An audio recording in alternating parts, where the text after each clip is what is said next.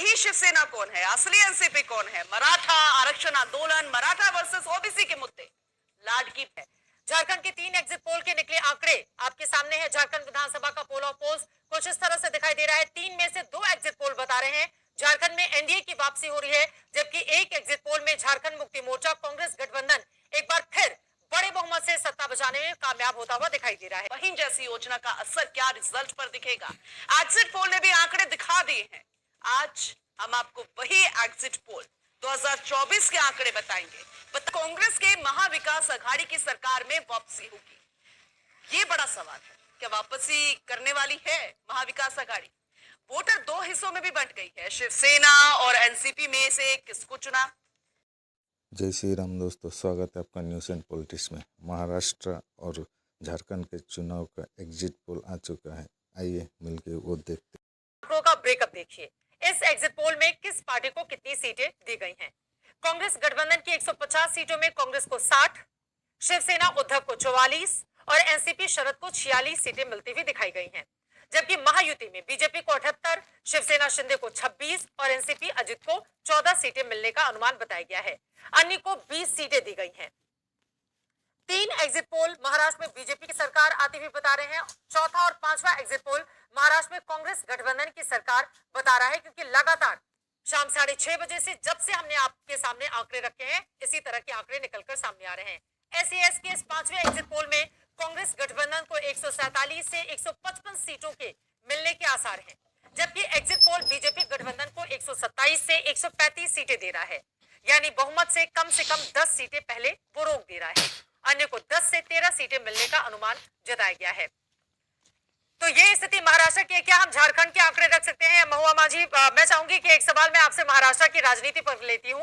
हालांकि आपकी सरकार रही, झारखंड मुक्ति मोर्चा की बड़े बड़े दावे भी झारखंड को लेकर किए गए, उस सवाल पे मैं आऊंगी। लेकिन महाराष्ट्र में अब तक ये जो कांटे की टक्कर वाले एग्जिट पोल निकलकर सामने आए हैं, जिनमें से कुछ बीजेपी की बढ़त दिखा रहे हैं, कुछ इंडिया गठबंधन की दिखा रहे हैं, क्या समझ में आ रहा है आपको महुआ मांझी? देखिए, मैं ये गोदी मीडिया के एग्जिट पोल पे बहुत ज़्यादा भरोसा नहीं करती। हम लोग एक्सिस के एग्जिट पोल को देख रहे हैं, जो झारखंड के लिए अभी इन्होंने दिया है। तमाम जो मीडिया हाउसेस हैं उसमें जो एग्जिट पोल है उससे इनका जमीन आसमान का फर्क है। हमारे हेमंत सोरेन जी, माननीय मुख्यमंत्री जी ने भी अपने अकाउंट से जो पोस्ट किया है, एक्सिस का ही पोस्ट किया है, और वो बता रहे हैं कि झारखंड में जेएमएम की 53 सीट्स आ रहे हैं और एनडीए के मात्र 26 और अदर्स के 3। तो ऐसे में मैं क्या एग्जिट पोल को लेकर बात करूं जो महाराष्ट्र के लिए दिया गया है। आपने देखा कि हरियाणा चुनाव में एग्जिट पोल कहीं से भी वो लागू नहीं हुआ। उसी तरह से इसके पहले लोकसभा चुनाव का जो रिजल्ट आया था उसमें भी एग्जिट पोल्स जितने भी चैनल्स हैं उसके वो धराशायी हो गए थे। ऐसे में अभी कुछ नहीं कहा जा सकता, लेकिन एक्सिस के एग्जिट पोल पर हम लोग इसलिए भरोसा करते हैं कि उन्होंने जो कहा था वो सच में हुआ था और उस पर हम लोग भरोसा कर रहे हैं। उसमें हम लोग झारखंड में बहुत ज्यादा सीटों से हम लोग जीत रहे हैं। संताल परगना के बारे में मैं अगर बात करूं, जहां से खुद हमारे मुख्यमंत्री हेमंत सोरेन जी बरहेट सीट से लड़ रहे हैं, वहां पर इंडिया को 15 सीट और एनडीए को मात्र 3 सीट्स मिल रहे हैं। परसेंटेज उसका है इंडिया को 52% और एनडीए को 37%। तो आप सोच सकते हैं कि झारखंड में फिर से हमारी सरकार बन रही है। हम लोग उम्मीद करेंगे कि महाराष्ट्र में भी इंडिया गठबंधन की सरकार बनेगी और बहुत जल्द नतीजे सामने आएंगे। 23 तारीख को हम लोग जीत का जश्न मनाएंगे। ठीक है महुआ मांझी जी, काम ही इतना हुआ है। देखिए, मैं झारखंड की बात अगर करूं, शानदार नेता हैं, आप इतना अच्छा बोलती हैं, आप झारखंड मुक्ति मोर्चा की सांसद भी हैं। कम से कम आप जैसे नेताओं से ये देश उम्मीद नहीं करता है कि जब आप एग्जिट पोल पर बात करने के लिए आए तो आप गोदी मीडिया जैसे शब्दों से दूसरों को संबोधित करें।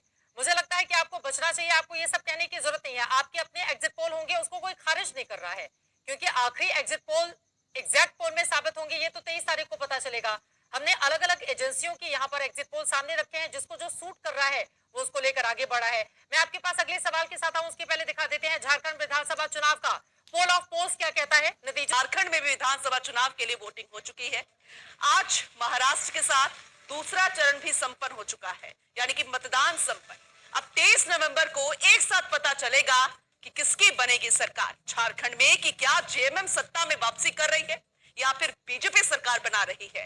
नतीजों की तस्वीरें साफ होने से पहले फोर्स इंडिया आपको बताएगा कि एग्जिट पोल के आंकड़ों के हिसाब से किसकी सरकार आखिर बन रही है। एग्जिट पोल के नतीजे। कहा जाता है कि जो एग्जिट पोल बताता है वो ज्यादातर सही होते, ये माना जाता था। अब ये इतिहास हो चला है, क्योंकि पिछले लोकसभा चुनावों में जो तस्वीरें निकल कर आई थी, एग्जिट पोल ने जो बड़े बड़े दावे किए थे, ज्यादातर धाराशाही साबित हुए।